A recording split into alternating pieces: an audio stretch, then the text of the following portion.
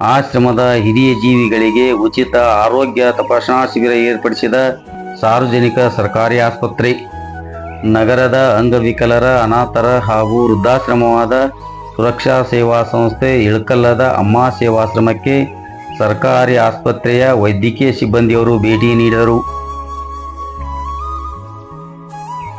ಬಾಗಲಕೋಟ್ ಜಿಲ್ಲಾ ಎನ್ಸಿಡಿ ಘಟಕದ ಆದೇಶದ ಮೇರೆಗೆ ಉಚಿತ ಅಸಾಂಕ್ರಾಮಿಕ ರೋಗಗಳ ಅರಿವು ಮತ್ತು ತಪಾಸಣಾ ಶಿಬಿರವನ್ನು ಸರ್ಕಾರಿ ಆಸ್ಪತ್ರೆಯವರು ಆಶ್ರಮದ ಹಿರಿಯ ಜೀವಿಗಳಿಗೆ ಏರ್ಪಡಿಸಿದ್ದರು.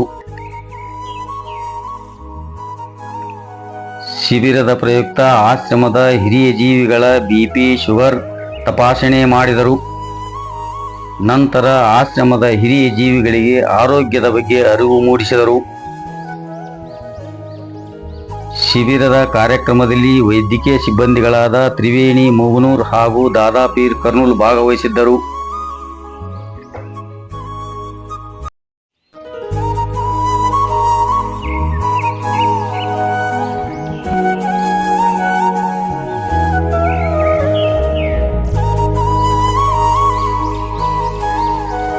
ಎಲ್ಲರಿಗೂ ನಮಸ್ಕಾರ.